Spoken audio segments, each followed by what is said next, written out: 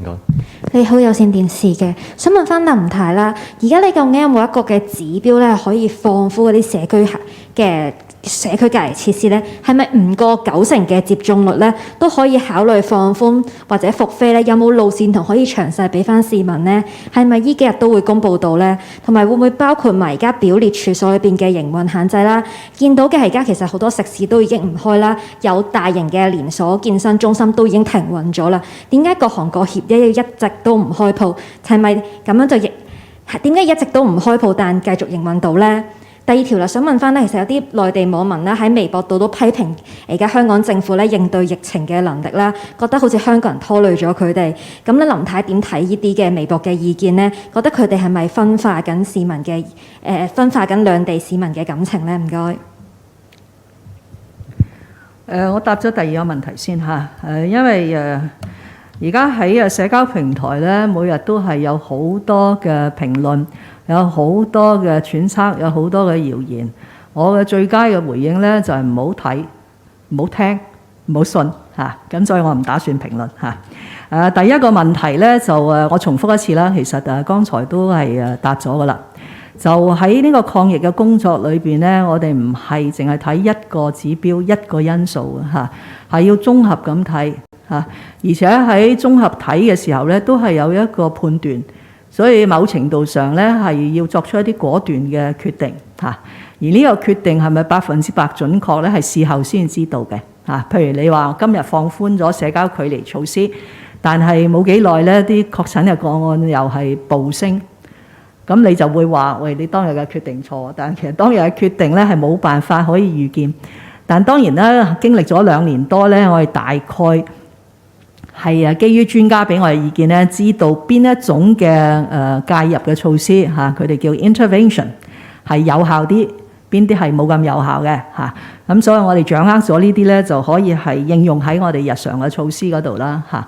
咁所以喺2月22號咧，鑑於當時嘅疫情嘅嚴峻，但其實22號之後更加嚴峻嚇。咁公布咗一系列嘅措施啦，唔單止係社交距離嘅，亦都有學校復課嘅問題啦，亦都有就即係外防輸入嗰啲嘅措施啦，亦都有家居工作啦咁所以本來咧所有嘅措施都係4月20號嘅。如果大家記得當時係所有都係4月20號，因為呢2個月都唔會即刻可以控制到嘅疫情。但係我哋都覺得，佢話我都覺得咧，就應該喺過咗1個月之後，按住最新嘅疫情嘅發展、感染嘅人數、康復嘅人數、而家隔離設施嘅設立，同埋我哋嘅能力咧，去檢視每一個措施是否可以達至一個更好嘅平衡。咁所以呢個平衡考慮嘅咧，就係第一就係嗰個公共衛生啦，即係個疫情啦。包括打針嘅比例啦，亦都係包括我哋治療嘅能力啦，亦都包括有隔離措施嘅增量啦，咁第二方面咧就係經濟，就係你提嗰個問題啦，當然而家個經濟係令人非常之擔心嘅，咁有一啲係外圍嘅因素啦，有啲係本地疫情嘅因素啦，咁所以我哋都係要考慮埋嗰個對經濟嗰個帶嚟嗰個衝擊啦。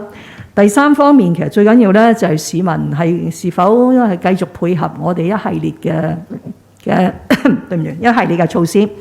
因為如果市民已經係難以再合作同埋配合咧，咁任何第一方面考慮嘅社交距離措施或者公共衛生措施，佢都唔能夠達至佢成效。咁所以呢個工作咧，我哋係會加緊做，希望爭取咧幾日內咧可以有一個比較全面嘅公佈嚇。多謝。好，咁我哋今日問多最後一條提問咯。前排綠色衫嗰女記者。I'm just wondering, the number of imported cases is minuscule compared with the caseload in Hong Kong at the moment.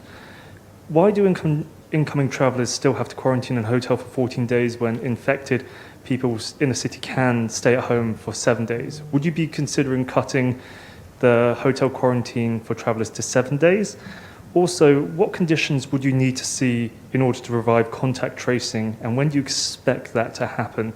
For example, is there a threshold for daily case numbers that need to be reached in order to do that, or are we just waiting for the outbreak to naturally abate, in which case would feel more like living with the virus? And then finally, yesterday you said one of your 3 considerations when setting up a public health strategy was people's acceptance and tolerance to the measures.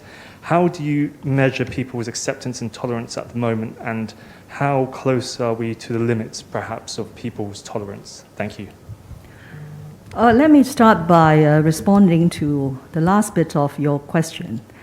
Well, since the beginning of fighting the epidemic in January 2020, upon the advice of my experts, particularly Professor Gabriel Leung, we have accepted that it is not an exact science to devise our public health measures.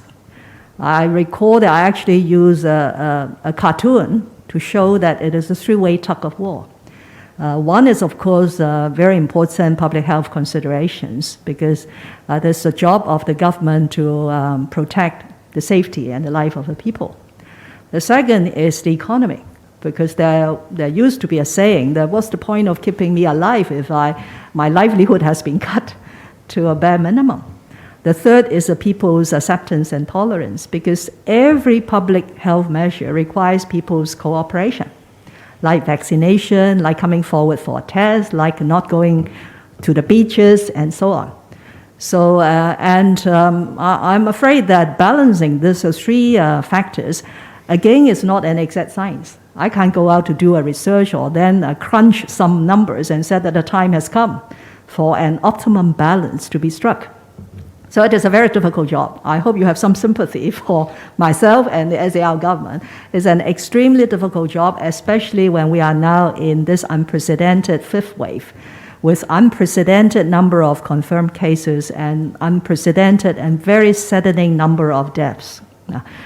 But I think the time has come, and that's why I promised that instead of waiting for the 20th of April, which was the original end period of the range of measures I announced on the 22nd of February, on the basis that the coming 2 months would be critical, I think the time has come for the government to have a midterm review of all those measures announced on the 22nd of February, ranging from border controls, such as flight bans, to quarantine period for arrivals, to whether we are going to do this compulsory universal test, and the resumption of face-to-face learning in schools, and social distancing measures.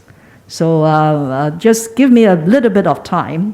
When the 1-month period comes, that is around the 20th or 21st of March, I will give a comprehensive update on the situation.